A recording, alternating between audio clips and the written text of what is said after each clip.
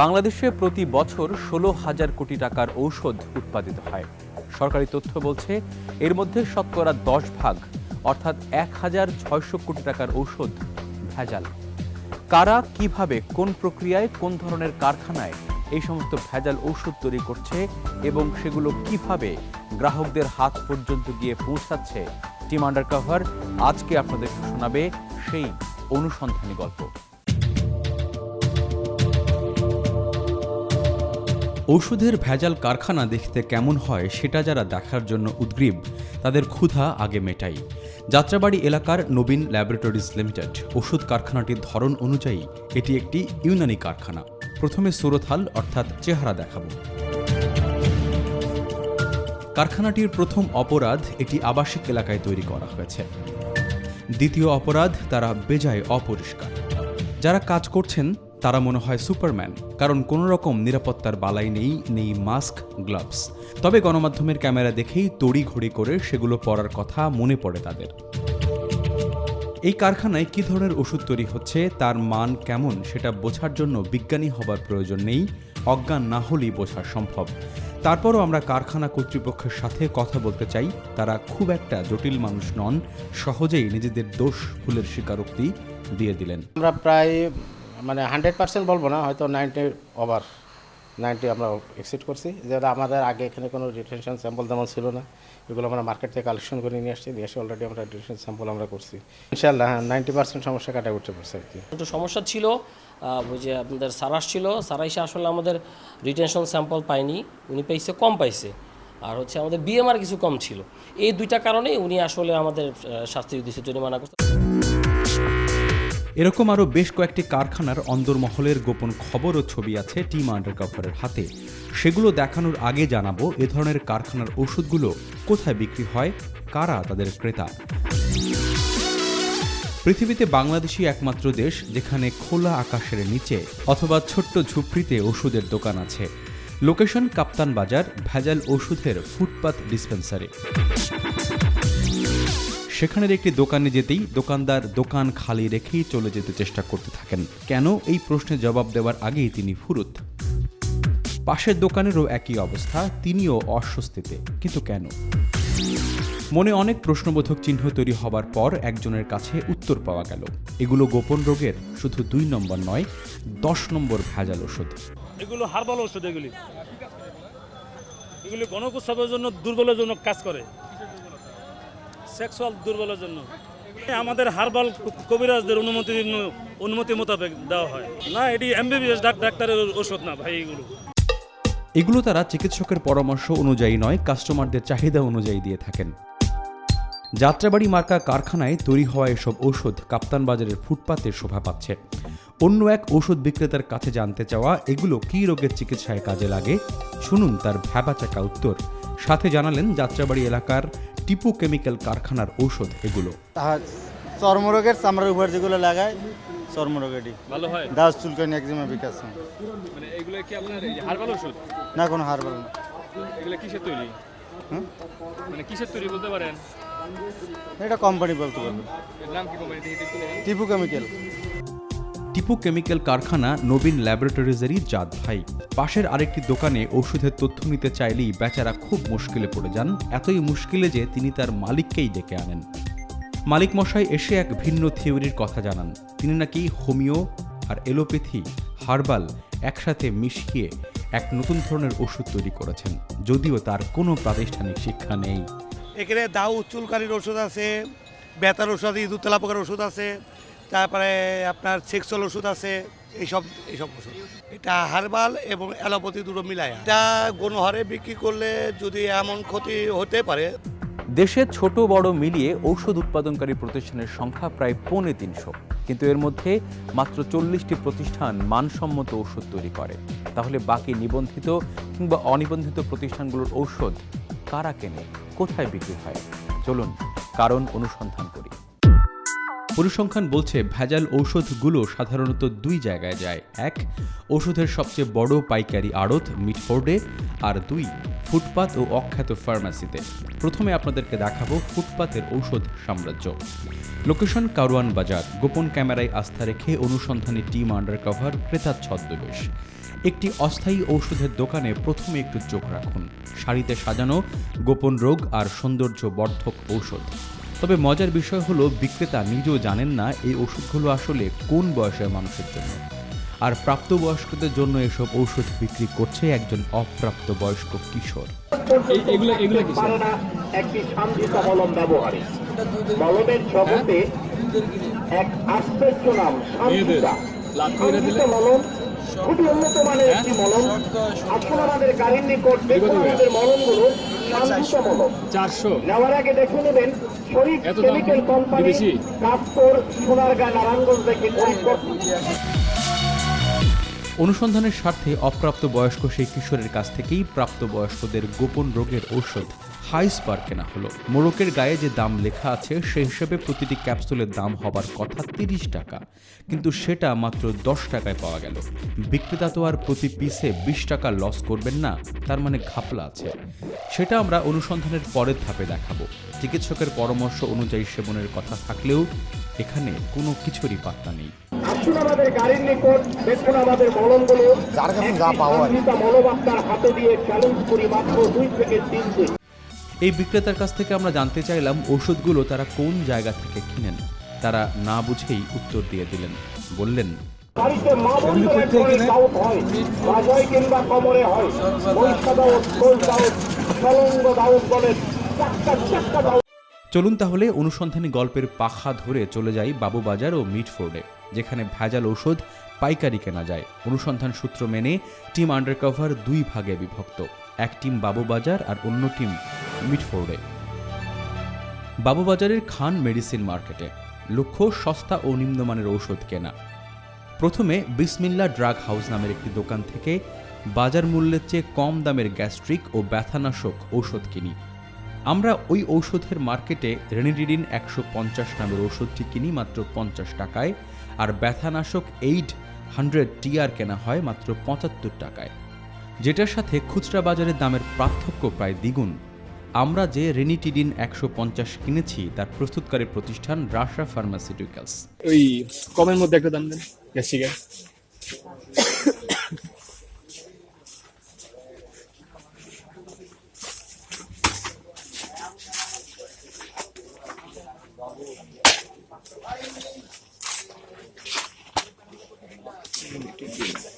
এটা কত? আর এটা তো বললেন আছে, তাহলে এই যে 800 যেটা, এটাও একটা বক্স দিয়ে দেন।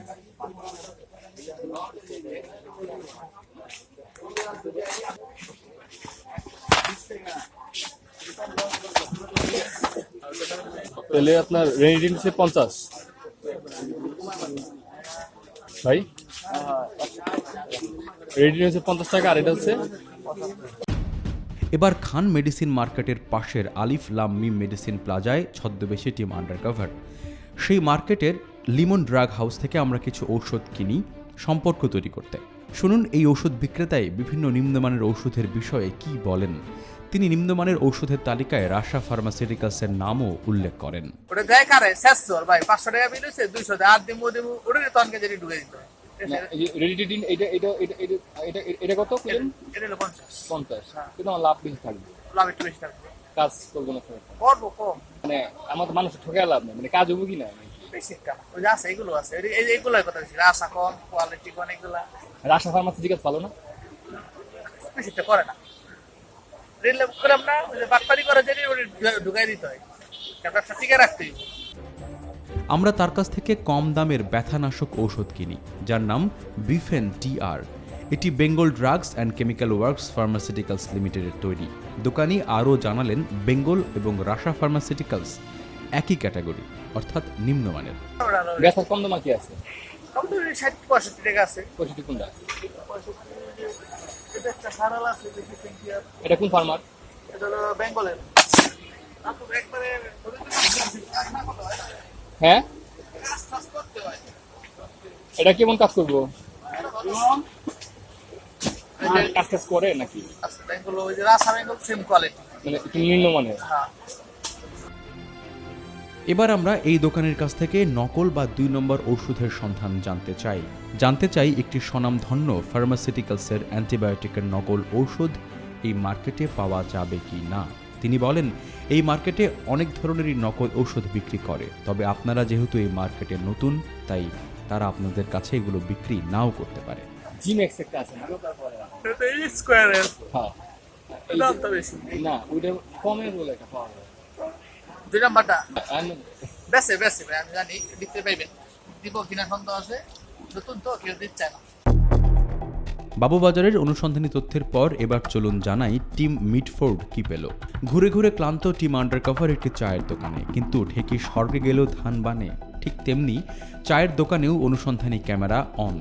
যার হাতে বানানো চা পান করছি তিনি মিডফোর্ডের ওষুধ খান। তিনি কি বলে শুনুন। কত করে কিনছেন এক বাক্স? আর এমনি দাম কত জানেন? 80 টাকা। আর ভিটামিন যদি ভালো হইলো ঢুকলো, আর না হলে কাম করবো এই কলম এটা ছাড়া। কথায় কথায় তিনি বলেন, মিডফোর্ডে স্যাম্পল ঔষধ বিক্রি করা হয়, অর্থাৎ চিকিৎসকরা যেসব ঔষধ কোম্পানিগুলোর কাছ থেকে ফ্রি পান সেগুলো এখানে বিক্রি হয় কালো বাজারে। ভাবের টানে তিনি দোকানেই আমাদের একজনের সঙ্গে আলাপ করিয়ে দেন, যার বাসা স্যাম্পল ওষুধের গোডাউন। এই কম দামে ওষুধ কই পাওয়া যাবে কাকা? স্যাম্পলের দোকান কোনটা ডায়াবেটিক্সের? না ওটা হলো গ্যাস্ট্রিক। কত লাগবে এটা? আছে স্যাম্পলের স্যাম্পলের আমরা আছে বাসায় কয়টা লাগবে? মানে আমি যাই চল বাসে পর্যায়ে দেবো গামে না দেবো না সেই না মনে হয়। দেখি একটু। ইয়ে জিন্দেগি তাই না দিছিলি দাদু আর কি লাগবে? কত করে পড়বে পাতা? এটা কত? 6 টাকা পিস। 6 টাকা পিস পাতা না পিস একটা পিস। আমাদের আরেকজন ব্যবসায়ীর সাথেও পরিচয় ঘটে। তিনিও মিডফোর্ডে ভেজাল ও নিম্নমানের ঔষধ নিয়ে কথা বলেন। রেগুলার 60 টাকা লাগে, এটা আছে 3 টাকা দাম, 2 টাকা দাম, 7 নম্বর এগুলো। এসএমএস তে দাম তার এখানে লেখা আছে 1 নম্বর না 2 নম্বর, এই সিস্টেমের মাল এগুলা। এইটাও ম্যাক্স প্রোডো। পাবলিক তো দেখতে আছে প্যান্ডেমিক পড়তেছে না, কিন্তু কয়জনে পড়া হয়ে গেছে, কয়জনে দেখে খায়। গরিব মানুষ যারা লেখাপড়া জানে তারাই ঠকে, আমরা কেন ঠকি না, কারণ আমরা তো আগে নাম জানি এবং কোম্পানির নাম কে করি। দামি ভালো রাখতে হয়, 14 নম্বর জোড়ায় জারিটা দোকানে দিব। চা শেষ আবার কাজ, লক্ষ্য এবার স্যাম্পলের ঔষধ খোঁজা। পরিচিত এক ফার্মেসি ব্যবসায়ীকে সাথে নিয়ে বিভিন্ন ঔষধের দোকানে আমরা। কিছুক্ষণ আগেই যারা না করছিলেন, এখন তারা চাইলেই ঔষধ দিয়ে দিচ্ছেন। স্যাম্পলের ঔষধ যেগুলো বিক্রি নিষিদ্ধ, সেগুলো কালো বাজারে। স্যাম্পল পাবেন, এটি স্যাম্পল লালন, স্যাম্পল আর ফ্রেশ তো একই তা পাবোটা কই? পাবেন। এই তো আমি দেখা দিতে সেই দোকান থেকে 3 আইটেম স্যাম্পল কিনা নিবেন, এগুলো পাবো। আপনারা খালি ঘুরবেন কষ্ট করে, আমি 2 মিনিট আপনাদের সামনে 500 বলে রাখি, চোরে চোরে মামাতো ভাই না হলে তারা কারো কাছেই 2 নম্বর ঔষধ বেচেন না। পরিচিত জনের জন্য সব সুযোগ আছে। আমরা এক ব্যবসায়ীর সূত্র ধরে ধীরে ধীরে নিম্নমানের ভেজাল ও কম দামি ঔষধ কিনে মোটামুটি ভরিয়ে ফেললাম।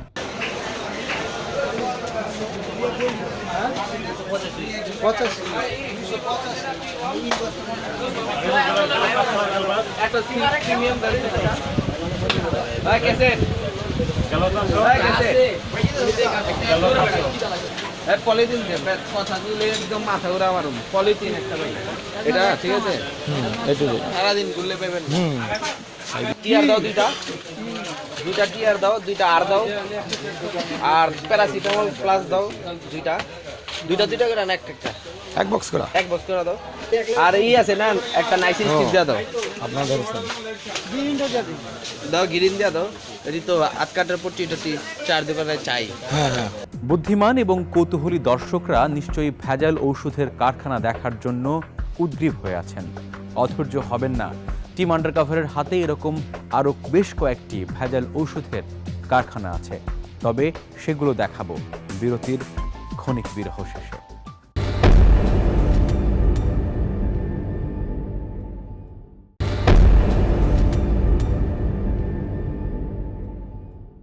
বিশ্ব স্বাস্থ্য সংস্থার তথ্য মতে পৃথিবীতে শতকরা 15% ঔষধই ভেজাল।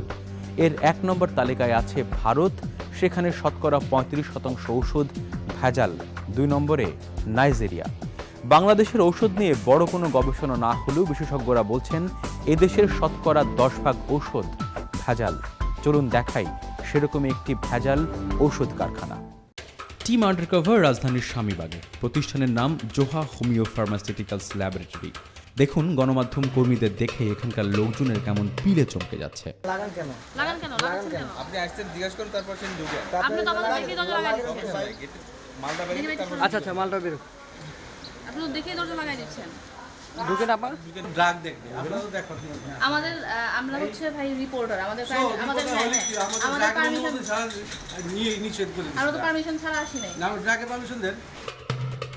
তারা কেন এমন ভীত সন্ত্রস্ত, তার কারণ কারখানার ভেতরে ঢুকতেই বোঝা গেল। একটা ওষুধ কারখানা এমন অপরিষ্কার অপরিচ্ছন্ন হতে পারে? এটা কি ল্যাবরেটরি নাকি ডাস্টবিন? ড্রেস কোডের কোনো বালাই নেই। বাসায় পরা পোশাক পরে কেমিস্ট সেজে বসে আছেন, নেই মাস্ক, গ্লাভস। এসবের বাইরেও আরও অব্যবস্থাপনার চিত্র চারিদিকে ছড়িয়ে ছিটিয়ে আছে। এ নিয়ে মোটেও বিকার নেই প্রতিষ্ঠানটির এই কর্মকর্তার। এরকম স্কোয়ার ভ্যাকসিনকু টপ লেভেলের কোম্পানি, এটাও হোমিওপ্যাথিতে টপ লেভেলের কোম্পানি। এখানে শতভাগ সরকারি নিয়ম কানুন মেনে ওষুধ তৈরি করি। দেখুন এই দোকানে বিক্রি করছে শরীরের ব্যথানাশক স্প্রে, চুল ঝরে পড়া রোধক ঔষধ, ডায়েট করার ঔষধ। তবে অবাক করার বিষয় কি জানেন, এই দোকানি নিজেও জানেন না এগুলো কোন ফর্মুলায় তৈরি হয়েছে, আসল নাকি নকল। আমার কাছে একটা পাউডার ছিল না, গ্যাস্ট্রিকের আছে না, কি দিয়ে তৈরি করে আমি নিজেও জানি না। চলুন এবার দেখাই ফার্মেসিগুলোর দৌরাত্ম্য ও নিয়ম না মানার প্রতিযোগিতা। আপনি কি ভাবতে পারেন চায়ের দোকানে অ্যান্টিবায়োটিক পাওয়া যাবে, তাও আবার প্রেসক্রিপশন ছাড়া? ভাবতে না পারলে এটাই বাস্তব। চলুন প্রমাণ দেই। রাজধানীর দারুস সালাম এলাকার একটি চায়ের দোকান। দুপুরবেলা চা খাওয়ার এক ফাঁকে দোকানের কাছে জানতে চাইলাম তার দোকানে গ্যাস্ট্রিকের কোনো ওষুধ আছে কিনা। দোকানি হ্যাঁ সূচক জবাব দিলেন, দাম মাত্র 2 টাকা। গ্যাস্ট্রিকের ওষুধ আছে? গ্যাস্ট্রিকের কোন কোম্পানির নাম দেয়া নাই কেন? রেটিডিন। দোকানি নিজেও ঠিকভাবে জানেন না এটা কোন ফার্মাসিউটিক্যালসের ওষুধ। কেনার পর দেখা গেল এটা রেনিটিড নামের একটি ফার্মাসিউটিক্যালসের ওষুধ। যারা ওষুধ কেনেন নিয়মিত তারা নিশ্চয়ই জানেন এখন 2 টাকায় কোনো গ্যাসের ঔষধ নেই। তাহলে এগুলো তারা পেল কোথায়? কারণ সোজা, ড্রাগ এসেনশিয়ালের তালিকায় এলোপ্যাথিক ফার্মাসিউটিক্যালস কোম্পানিগুলোর যে নামের তালিকা রয়েছে সেই তালিকায় এই রেনিটিড নামের কোনো ফার্মাসিউটিক্যালস আমরা খুঁজে পেলাম না। বুঝেছেন? আমরা গাবতুলি এলাকার একটি চায়ের দোকানে গিয়ে গ্যাস্ট্রিকের ও গায়ে ব্যথার ওষুধ আছে কিনা জানতে চাইলাম। দোকানদার জানালেন তার দোকানে এই 2 ধরনের ওষুধই আছে। ভাই গ্যাস্ট্রিকের ওষুধ আছে? হ্যাঁ আছে। আর গায়ে ব্যথার? গায়ে ব্যথারও আছে। দুটা কত? 5 টাকা বেশি 10 টাকা। 10 টাকা। দুটা দেন আমারে। ভালো হবে ভাই? হ্যাঁ ভালো হবে। আপনি চার দোকান থেকে এগুলো বিক্রি করেন, কই থেকে আনেন? এটি ভাই আমাদের একজনে দেয়া যায় একজনে, আমরা বিক্রি করি। ভালো হবে? হ্যাঁ ভালো হবে। যে কোনো প্রকার ঔষধ বিক্রি করার জন্য ফার্মাসি থাকলেও কেন এসব চায়ের দোকানদারও ওষুধ বিক্রি করছেন? তার অন্যতম কারণ এসব চায়ের দোকান থেকে সচরাচর কম শিক্ষিত ও নিম্ন আয়ের মানুষরাই ওষুধ কেনে। তার ফলে নিম্নমানের ওষুধগুলো এসব মানুষের কাছে সহজেই উচ্চ লাভে বিক্রি করা যায়। এবার আসুন বিভিন্ন চা দোকানিরা কিভাবে কম দামে নিম্নমানের ওষুধগুলো সংগ্রহ করে তা দেখা যায়। এক পরিচিত চা দোকানিকে নিয়ে টিম আন্ডারকভারের একজন সদস্য চলেছে রাজধানীর মোহাম্মদপুরের আদাবর এলাকার একটি ফার্মাসিতে। নাম কাজী মেডিসিন কর্নার। চা দোকানি ওই ফার্মাসিতে গিয়ে কম দামের গ্যাস্ট্রিকের ও গায়ে ব্যথার ঔষধ চাইলেন।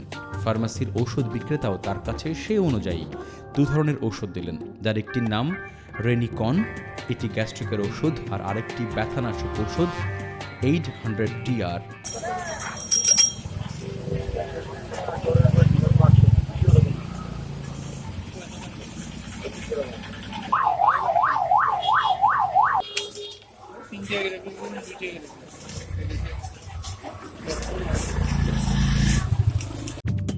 এবার আমরা একটি ভিন্ন ফার্মাসিতে, তবে সেই একই আদাবর বাজারে। চা দোকানদার নিজে ওই ফার্মাসির ওষুধ বিক্রেতাকে জানালেন চা দোকানে বিক্রি করা যায় এমন গ্যাস্ট্রিকের আর ব্যথানাশক ওষুধ দিতে।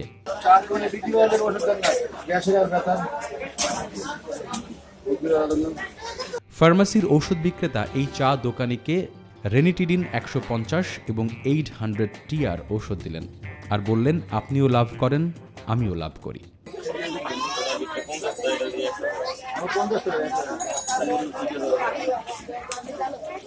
বিনা প্রেসক্রিপশনে রোগীদের কাছে ঔষধ বিক্রি করে ফার্মেসি ব্যবসায়ীরা কিভাবে মানুষের 12টা বাজাচ্ছে জানেন? বাংলাদেশে এখন শতকরা 56% রোগীর শরীরে অ্যান্টিবায়োটিক কাজ করছে না, কারণ যাচ্ছে তাই ব্যবহার আর অপব্যবহার। বিশেষজ্ঞরা বলছেন, মশা মারতে কামান দেগে দেগেই নষ্ট করা হয়েছে মহামূল্যবান এই আবিষ্কার। বিশ্ববাসী 1928 সালে প্রথম অ্যান্টিবায়োটিকের সঙ্গে পরিচিত হয়। স্যার আলেকজান্ডার ফ্লেমিং ব্যাকটেরিয়ার বিরুদ্ধে লড়াইয়ের মারণাস্ত্র পেনিসিলিন আবিষ্কার করেন। এরপর ধীরে ধীরে অ্যান্টিবায়োটিকের পরিশোধিত ও আধুনিক রূপ দেখে পৃথিবী। কিন্তু সবচেয়ে শঙ্কার বিষয়, জীবাণুর বিরুদ্ধে লড়াইয়ের মারণাস্ত্র এখন নিজেই অস্তিত্ব সংকটে। সাম্প্রতিক গবেষণা বলছে, সিপ্রোফ্লক্সাসিন জাতের অ্যান্টিবায়োটিক তার কার্যকারিতা হারিয়েছে শতকরা 95%। এজিথ্রোমাইসিন এখন শতকরা 45% ক্ষেত্রে কাজ করছে। এর মূল কারণ, ব্যাকটেরিয়াগুলো অ্যান্টিবায়োটিকের সাথে যুদ্ধে জয়ী। কিন্তু কেন? আমরা একটা মহা বিপর্যয়ের অবস্থায় আসছি সামনের দিকে। যুদ্ধে যদি আপনার অস্ত্র না থাকে আপনার হাতে, তাহলে আপনি শত্রুর বিরুদ্ধে কী দিয়ে যুদ্ধ করবেন? আলেকজান্ডার ফ্লেমিং যখন পেনিসিলিন আবিষ্কার করেন, তার আগে সাধারণ ফোড়া হয়ে মানুষ মারা যেত, সাধারণ জ্বর হয়ে মানুষ মারা যেত। আমরা কি আবার সেই যুগে ফিরে যাবো কি না? আমাদের তো হাতে অস্ত্র থাকছে না, আমাদের তো ইনফেকশনের এগেনস্টে অ্যান্টিবায়োটিক, দিস ইজ মাস্ট। ভাইরাসের জন্য কিন্তু সবসময় লাগে না, কিন্তু আমরা যেটা করছি, ভাইরাস হোক, প্যারাসাইট হোক, যেটাই হোক, একটা অ্যান্টিবায়োটিক দিয়েই দিচ্ছি। তো এই জিনিসগুলো আমাদের থামাতে হবে, কারণ রুগীদের কারণেও, এবং আমরাও ডাক্তাররাও নিশ্চয়ই দায়ী আছি যে রোগী একজন আসলেই আমরা একটা অ্যান্টিবায়োটিক লিখে দিই। সবচেয়ে শঙ্কার কথা হলো, কোনো মানুষ যদি রেজিস্ট্যান্ট ব্যাকটেরিয়া, অর্থাৎ যেসব ব্যাকটেরিয়া অ্যান্টিবায়োটিকের সাথে যুদ্ধে জয়ী, তাদের দ্বারা সংক্রামিত হয়, তাহলে তার বিপদ আরও বেশি। যারা ডিসপেন্স করে ওষুধ, ফার্মেসি, তাদেরও কিন্তু উচিত হবে যে উইদাউট প্রেসক্রিপশন কোনো ওষুধ না দেওয়া। যে কোনো একটা ডোজ যদি ইনকমপ্লিট হয়, তাহলে সেই ব্যাকটেরিয়াগুলো অনেক আপার হ্যান্ড পেয়ে যায়। বললেন যে আমি জীবনে কোনো অ্যান্টিবায়োটিক খাই নাই, কিন্তু তাকে আমি মনে করে দিলাম যে ঠিক আছে খাই নাই, একটা সহজ অ্যান্টিবায়োটিক দিই, কিন্তু দুর্ভাগ্যজনকভাবে রেজিস্ট্যান্ট ব্যাকটেরিয়া দেশে আক্রান্ত হয়ে আছে, কাজে কাজ করলো না। 1980 সালের পর আর নতুন কোনো অ্যান্টিবায়োটিকের সাথে পরিচয় হয়নি মানুষের। যারা জেনে বুঝে এই মহামূল্যবান ঔষধ নষ্ট করছে, তাদের আইনের আওতায় আনার দাবি জানিয়েছেন চিকিৎসা সংশ্লিষ্টরা। আজকে হয়তো আপনি একটা সাধারণ সর্দি জ্বরে যেখানে অ্যান্টিবায়োটিক দরকার আপনি খেয়ে ফেলছেন, আজ থেকে 10 বছর পরে যখন আপনার একটা নিউমোনিয়া হবে, প্রাণঘাতী নিউমোনিয়া হবে, তখন যখন অ্যান্টিবায়োটিকের দরকার হবে, সেই অ্যান্টিবায়োটিকটা যদি কাজ না করে বা রেজিস্ট্যান্ট হয়, তখন কি উপায় হবে? আমাদেরও যেমন সচেতন হতে হবে, আর প্রশাসনকে থাকতে হবে সঙ্গে। চিকিৎসকরা বলছেন, কথায় কথায় অ্যান্টিবায়োটিকের ধারণা থেকে বেরিয়ে না আসতে পারলে অপেক্ষা করছে অ্যান্টিবায়োটিকহীন ভয়াবহ আগামী। রোগ প্রতিরোধ ক্ষমতা কিন্তু অনেক কমে যাচ্ছে, আমরা কিন্তু সব লস করে ফেলছি, এবং এদের জন্য আমাদের সংরক্ষণ করতেই হবে। আগেকার দিনে যে সফট অ্যান্টিবায়োটিকগুলো ছিল, সেইগুলা তো এখন আর কাজ করছে না। চলুন এই ভেজাল ঔষধ আর তার যাচ্ছে তাই ব্যবহার কোন পর্যায়ে গিয়ে পৌঁছেছে সেটা জানি সংশ্লিষ্ট একজনের কাছ থেকে।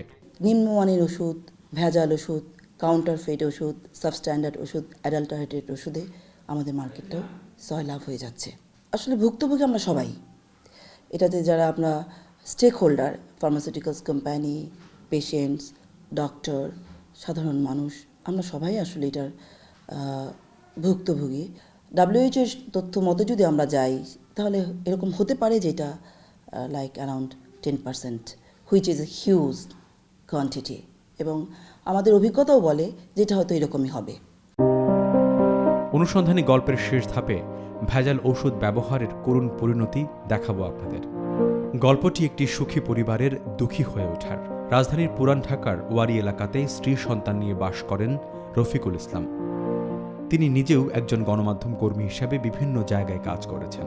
ছিল তার সুখের সংসার, কিন্তু আজ থেকে 5 বছর আগে একটি ঘটনা তার জীবনকে বদলে দেয়। তাকে নিয়ে ফেলে দেয় দুঃখের অথই নদীতে, যার মূল কারণ চিকিৎসকের দেওয়া ভুল ঔষধ। শুনুন কি ঘটেছিল তার সাথে। এটা হচ্ছে ওভেল আর এটা ডেক্সটোব্যাক। তাই ডেক্সটোব্যাকটা হচ্ছে ইনসেপ্টা ফার্মাসিউটিক্যালসের। তো ওভেলটা 1 ফোঁটা দেওয়ার পরে কোনো সমস্যা নেই, কিন্তু ডেক্সটোব্যাকটা যখনই ওর 1 ফোঁটা দেওয়া হয়েছে, সাথে সাথে ও বলতেছে, আব্বু আমি তো কিছু দেখতে পাই না, লাইটটা জ্বালো। তাই আমি বললাম লাইট তো জ্বালানো। তখন আমি নভেল ভাইয়ের ফোন দিলাম যে ভাই কী ওষুধ দিলেন। নভেল বলতেছে, এটা কি বলিস, আমি তো মেয়ের জায়গা মা শুনছি। মানে বাংলাদেশে যত হসপিটাল আছে, যে যেটার নাম বলতে আমি প্রত্যেকটাই দেখাইছি। আমার এই পর্যন্ত অনেক টাকা খরচ হয়েছে। তো তবে সর্বশেষ সিদ্ধান্তে জানাই দিলে তো আর দেখতে পারবে না। তাই এই খবরটা আমার খুব কষ্ট দেয় বাবা হয়ে, যে ওরা আম্মু ওরা সবাই বলে যে আব্বু তুমি তো ফোন দিয়ে নবেলে আমার অন্ধ করে দিছো। তা আসলে কোনো বাবা মা তো আসলে অন্ধ করে দেয় না কোনো বাচ্চা। কিন্তু এই প্রশ্নের উত্তর আসলে আমার কাছে জানা নাই, যে আমি নবেলে ফোন দিছি কিন্তু সেই ড্রপেও অন্ধ হয়ে যাবে, এটা তো আমি বাবা হয়ে চাইনি। তার স্ত্রী পান্না ইসলাম এখন দিনরাত শুধুই কাঁদেন আর ভাবেন এই ছোট্ট রোমানার ভবিষ্যৎ কি। মানে সব বাচ্চারা স্কুলে গেটে ছেড়ে দিলে ভিতরে যায়, আমার এবারে ক্লাস পর্যন্ত পৌঁছায় দেওয়া লাগে, আর 100 বার বলা লাগে যে তুমি বাইরে যাবে না, কারো কোনো কথা শুনবা না। তার সবই তো ঠিক ছিল, তার দুর্ভাগ্যে তার আমি চোখটা খেয়ে এলেছি।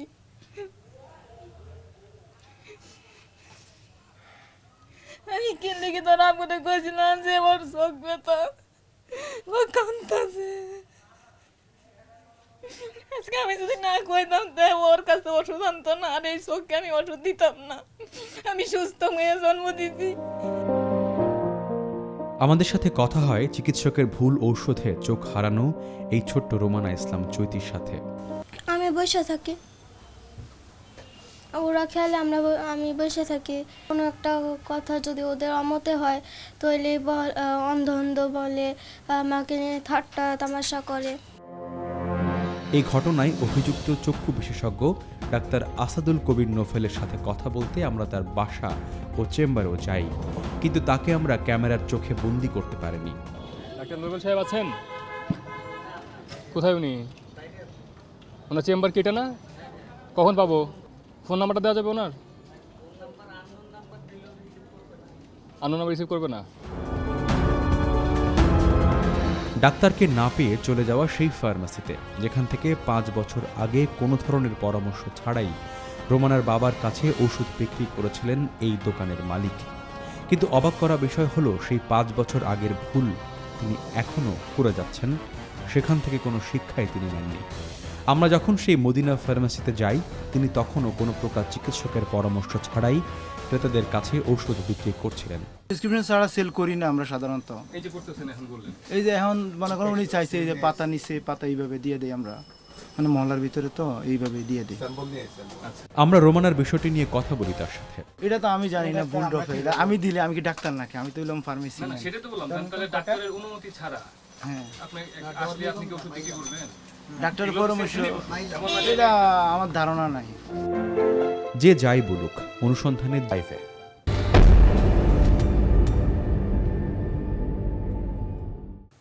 দর্শক স্বাগত টিম আন্ডারকভার লাইভে। আপনাদের সঙ্গে আছি বরাবরের মতো আমি আশিকুর রহমান শ্রাবণ। গত 7 দিন আগে প্রথম দেখিয়েছিলাম ঔষধে ভেজাল আসলে মানুষকে কতখানি ক্ষতিগ্রস্ত করছে, সাধারণ মানুষ কিভাবে সেখানে ক্ষতিগ্রস্ত হচ্ছে, এবং আসলে এরকম উদাহরণ আমাদের কাছে অনেক আছে, ভুরি ভুরি উদাহরণ আছে। এবং আপনারা গত 7 দিনে আমাদেরকে দেশের এবং দেশের বাইরে থেকে টেলিফোনে, ইন্টারনেটে নানাভাবে আমাদের সঙ্গে যুক্ত হয়ে আপনারা আপনাদের অভিজ্ঞতার কথা বলেছেন, এবং সেখানে আমরা দেখেছি যে আসলে মানুষ কী পরিমাণভাবে ভোগান্তির মধ্যে আছে ভেজাল ওষুধে। এবং তার পাশাপাশি আসলে যেখানে আমাদের ওষুধ শিল্প সারা পৃথিবীতে অনেক গুরুত্বপূর্ণ ভূমিকা রাখছে, সেই বাস্তবতায় কিছু মানুষ আমাদেরকে আসলে এই ভোগান্তির মধ্যে ফেলেছে। এই বিষয় নিয়ে আমরা কথা বলতে চাই। আপনারা চাইলে আমাদের সঙ্গে যুক্ত হতে পারেন, যে নাম্বারটি কিছুক্ষণের মধ্যে স্ক্রিনে আসবে, সেই নাম্বারটিতে আপনারা ফোন করতে পারেন। আমাদের সঙ্গে আছেন মোহাম্মদ মাসুম আরফিন, সহকারী পরিচালক, কনজিউমার রাইটস ডিপার্টমেন্ট। আপনাকে স্বাগত জানাচ্ছি। আমাদের সঙ্গে আছেন আমাদের অনুসন্ধানী প্রতিবেদক, যিনি অন্য স্টুডিওতে আলো আঁধারের মাঝখানে আছেন, যার অভিজ্ঞতা আছে এই বিষয়ে কাজ করার। আমার মতো, তার মতো বা অন্য যার অভিজ্ঞতা আছে তারা আমাদেরকে প্রশ্ন করতে পারেন, আমাদেরকে সরাসরি যুক্ত হয়ে নানা রকম মন্তব্য করতে পারেন। মাসুম ভাই, আপনাকে দিয়ে শুরু করতে চাই। প্রথমত, আপনি খুবই তরুণ অফিসার, মাঠে কাজ করছেন এবং এই সমস্ত বিষয় নিয়ে আপনারা ডিল করেন। ভোক্তারা আসলে এই বিষয়ে আপনাদের কাছে কোন ধরনের অভিযোগ নিয়ে আসে, বা না আসলে আপনারা মাঠ পর্যায়ে কি তথ্য সংগ্রহ করেছেন এই বিষয়ে? আমাদের ভোক্তা অধিকার আইন 2009-এর ওষুধ বিষয়ক যে বিধানগুলো আছে, আমি সেইগুলো সম্বন্ধে একটু প্রথমে বলতে চাই। যে আমাদের ওষুধ নিয়ে মানে ওষুধের বিষয়গুলো নিয়ে আমাদের যে কয়েকটা কেউ যদি ধার্যকৃত মূল্যের অধিক মূল্যে ওষুধ বিক্রয় করে তার জন্য শাস্তির ব্যবস্থা আছে, 50,000 টাকা জরিমানা এবং 1 বছরের কারাদণ্ড। এরপরে আছে কেউ যদি ভেজাল ওষুধ বিক্রি করে তাহলে তার শাস্তি 3 বছরের কারাদণ্ড, 2 লক্ষ টাকা জরিমানা।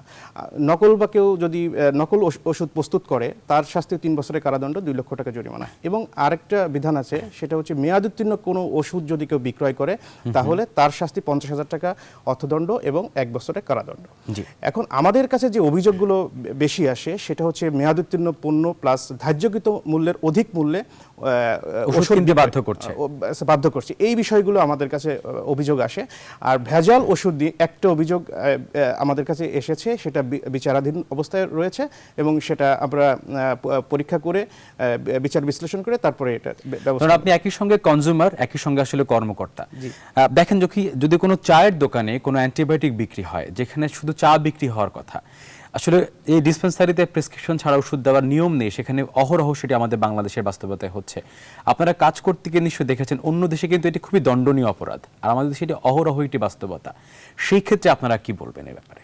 না, ডাক্তারের প্রেসক্রিপশন ছাড়া যদি ওষুধ বিক্রয় করে, আপনারা জানেন যে বাংলাদেশে কিন্তু এই ওষুধ সংক্রান্ত বিষয়ে স্বাস্থ্য মন্ত্রণালয়ের অধীনে ওষুধ প্রশাসন অধিদপ্তর আছে, তাদের নিজস্ব আইন আছে, তাদের নিজস্ব আইনের গণ্ডিতে তারা চলে এবং তারা এগুলো নিয়ে অ্যাকশন নেয়। এখন আমাদের অধিদপ্তরে যেটা আছে ভোক্তা অধিকার নিয়ে, আমাদের ভোক্তা অধিকার সংক্রান্ত আইনের যে কাঠামোটা আছে, আমরা সেই কাঠামোর ভিতর থেকে আমরা কাজ করে যাচ্ছি।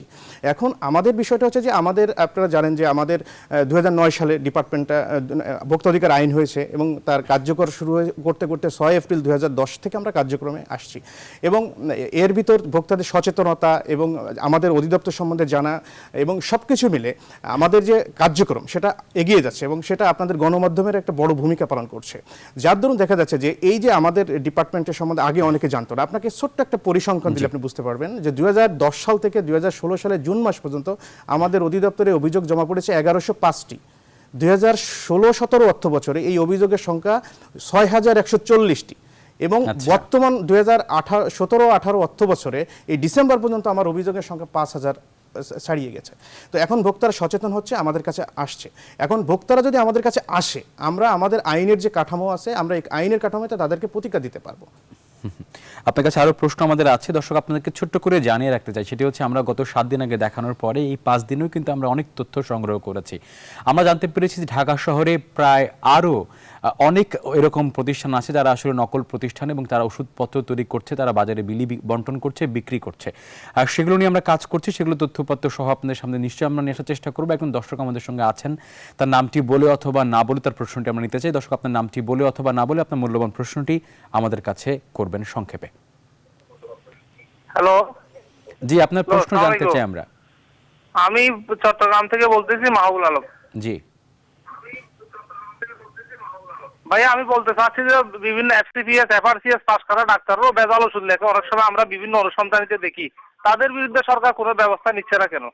আপনাকে ছোট্ট করে একটু প্রশ্ন করি আমি অ্যাজ এ মানে অ্যাঙ্কর এবং তার সঙ্গে সঙ্গে আসলে আপনাদের মতো সাধারণ মানুষ হিসেবে, আসলে সাধারণ মানুষ হিসেবে আপনারা কোনো প্রতিকার চান কিনা এখানে, বা আপনারা কোনো জনমত তৈরি করছেন কিনা সেই ব্যাপারে, যে আসলে যারা এফআরসিএস পাস করে নানা কোম্পানির দ্বারা প্রলুব্ধ হয়ে বা প্রভাবিত হয়ে তারা ওষুধগুলো লিখছে বিভিন্ন রকম, আপনারা আসলে সেক্ষেত্রে কোনো প্রতিবাদ করেছেন কিনা? না, আমরা অনেক সময় এই বিষয়ে তাদের সাথে তর্ক হয়েছে যে আমরা নির্ধারিত 800 টাকা 1000 টাকা ফি দিচ্ছি, কিন্তু তারা ভেজাল ওষুধ লিখতেছে। এটা ওনারা তো বা বিভিন্ন জায়গায় আমরা উপজেলা পর্যায়ে টিএনও এবং অন্যান্য জায়গাতেও আমরা বলছি, সিভিল সার্জনকেও জানাইছি, কিন্তু কোনো ব্যবস্থা নেই না, তারা তো সবাই এক।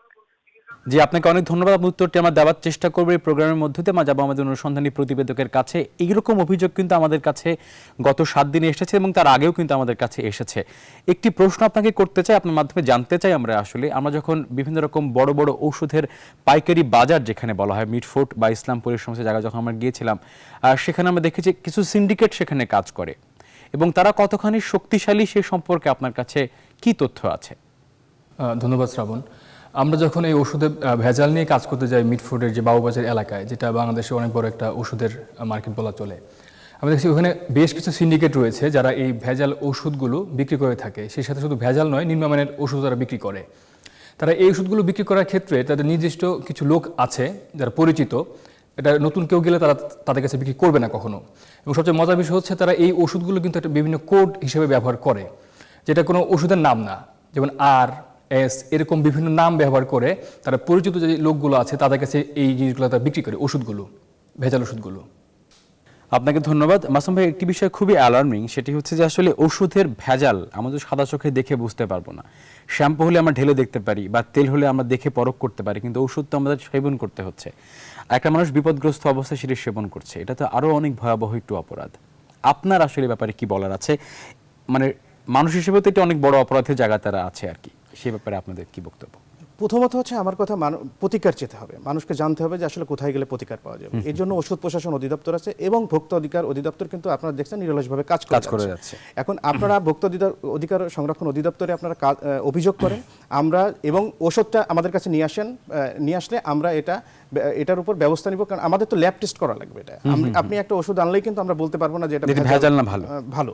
তো সেক্ষেত্রে আমরা সাধারণত দেখা যায় যে আমাদের অধিদপ্তরে একটা অভিযোগ 15 দিন বা সর্বোচ্চ 20 দিনের ভিতরে নিষ্পত্তি হয়ে যায় সাধারণ অভিযোগ। কিন্তু এই ধরনের অভিযোগ যদি আসে আমরা ল্যাব টেস্ট করে আমরা যদি এটা পাই যে এটা আপনার ভেজাল, সেক্ষেত্রে আমরা যথাযথ ব্যবস্থা নিব। এবং আমাদের আইনে কিন্তু একটা অনেক বড় একটা ক্ষমতা দেওয়া হয়েছে আমাদের মহাপরিচালক মহোদয় বা তার ক্ষমতাপ্রাপ্ত কর্মকর্তাদের, যে কেউ যদি ওষুধের বিষয়ক একটা বিশেষ বিধানই করছে যে কেউ যদি ওষুধে ভেজাল দেয় বা নকল ওষুধ উৎপাদন করে তাহলে তার বিরুদ্ধে স্পেশাল পাওয়ার অ্যাক্টে আমাদের মামলা করার ক্ষমতা দিয়েছে। এবং আপনারা জানেন যে স্পেশাল পাওয়ার অ্যাক্টে শুধুমাত্র সাব ইন্সপেক্টরের নিচে কোনো কর্মকর্তা রিপোর্ট ব্যতীত সেখানে মামলা করা যায় না।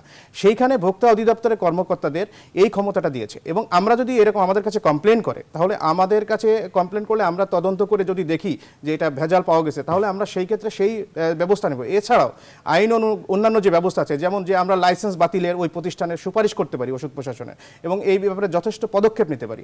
এখন আমরা আপনাদের মাধ্যমে আমরা অনুরোধ জানাচ্ছি ভোক্তা সাধারণকে যে আপনারা আসুন, আপনারা এই ভেজাল ওষুধ বা এই নকল ওষুধ এইগুলো নিয়ে আমাদের কাছে কমপ্লেন করুন, আমরা যথাযথ ব্যবস্থা নিব এবং আপনারা প্রতিকার পাবেন। এবং অবশ্যই এই গ্রাউন্ডে একজন দর্শক আমাদের সঙ্গে আছেন, তিনি প্রশ্ন করবেন আপনার কাছে। দর্শক, আপনার নামটি বলে অথবা না বলে, আমরা জানি দুজন আমাদের সঙ্গে আছেন লাইনে, একে একে আপনারা প্রশ্নগুলো করতে পারেন আমাদের কাছে।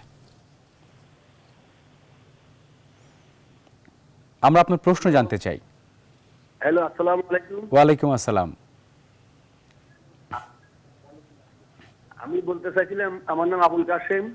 জি, আমি তো বলতে চাইছিলাম যে আমাদের একটা ওষুধ লিখলে, ডাক্তার যদি একটা ওষুধ লেখে, এক কোম্পানি ওষুধ লেখে, ডিসপেন্সারিতে গেলে অন্য কোম্পানির ওষুধ দেয় আমাদেরকে, তখন সেই ওষুধটা আমরা খেতে পারলে সেটা কি আমাদের প্রক্রিয়া কি হয়? বুঝতে পেরেছি। আসলে এক প্রেসক্রিপশন লেখে, তারা যে কোম্পানির কাছ থেকে আসলে ওইভাবে সুযোগ সুবিধা পায়, তারা সেই কোম্পানির ওষুধ আপনার কাছে বিক্রি করে। আর কিন্তু দর্শক আমাদের সঙ্গে আছেন, আপনি আপনার নামটি বলে অবশ্যই টেলিভিশনের ভলিউমটি কমিয়ে দিয়ে আপনার প্রশ্নটি আমাদের কাছে করবেন।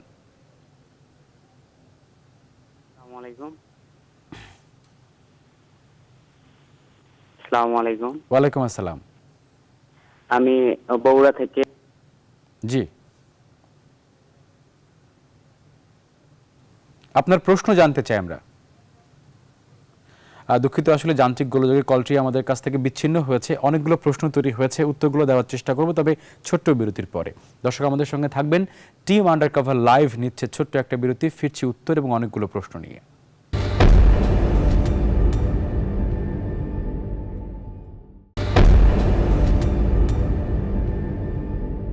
দর্শক, বিরতির বাধা টপকে আবারও স্বাগত টিম আন্ডারকভার লাইভে। আমরা কথা বলছি ঔষধে ভেজাল আসলে কোন কোন পর্যায়ে হয়, কোন ধরনের কারখানায় হয়, এবং তার পাশাপাশি আসলে যে সমস্ত অ্যান্টিবায়োটিক আমরা ব্যবহার করছি সেগুলো আমরা আসলে প্রেসক্রিপশন অনুযায়ী ব্যবহার করছি নাকি করছি না, সেই সমস্ত বিষয়ে কথা বলছি আমরা।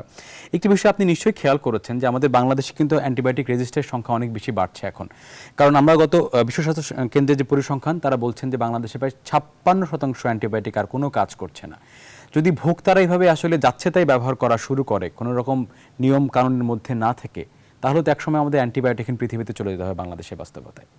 না, এক্ষেত্রে আমার যে বক্তব্য সেটা হচ্ছে যে দেখেন, ডাক্তার যদি যেভাবে প্রেসক্রিপশন দেয়, আমরা শুধু সেইভাবে আমরা অ্যান্টিবায়োটিকগুলো নিয়ে থাকি। এবং তাছাড়া আপনারা দেখেন ভালো কিন্তু অ্যান্টিবায়োটিক আছে আমাদের বাজারে, এবং ভালো কোম্পানির ভালো অ্যান্টিবায়োটিক আছে। এখন আমাদেরও সচেতন হতে হবে যে আমরা কোন পণ্যগুলো গ্রহণ করব, কোন ওষুধগুলো গ্রহণ করব না, এই যে আমাদের যে বিধানটা। তো সেই ক্ষেত্রে আমরা যদি মনে করি, এছাড়া যেগুলো অ্যান্টিবায়োটিক যে কারণগুলোতে হচ্ছে, আমরা যদি সেই বিষয়গুলো সবাই জনগণ, সরকার সবাই মিলে যদি আমরা গণমাধ্যম কর্মী আমরা সবাই মিলে যদি একসাথে কাজ করি, তাহলে দেখা যাচ্ছে যে এই অসুবিধা থেকে আমরা কিন্তু উত্তরণ করব। আপনারা ভোক্তাদেরকে কনসাস করার জন্য কি ক্যাম্পেইনগুলো করছেন বলেন তো একটু? তারা অনেক ক্ষেত্রে অভিযোগ করে যে আমরা আসলে প্রপার হেল্পটা সব জায়গায় যেয়ে পাই না। এই অভিযোগের কি বাস্তব ভিত্তি আছে কিনা? প্রপার হেল্প এখন আমাদের আমি আমার অধিদপ্তরের কথা বলি। আমার অধিদপ্তরে এখন আমরা যেভাবে জনগণকে সচেতন করার জন্য একেবারে মাঠ পর্যায়ে আপনি আপনার মাধ্যমে বলতে চাই যে আমরা শুধুমাত্র ঢাকা শহরে না, আমরা প্রত্যেকটা জেলা, প্রত্যেকটা উপজেলা, প্রত্যেকটা ইউনিয়ন পর্যায়ে ভোক্তাদের সচেতন করার জন্য আমরা গণশুনানির ব্যবস্থা করেছি।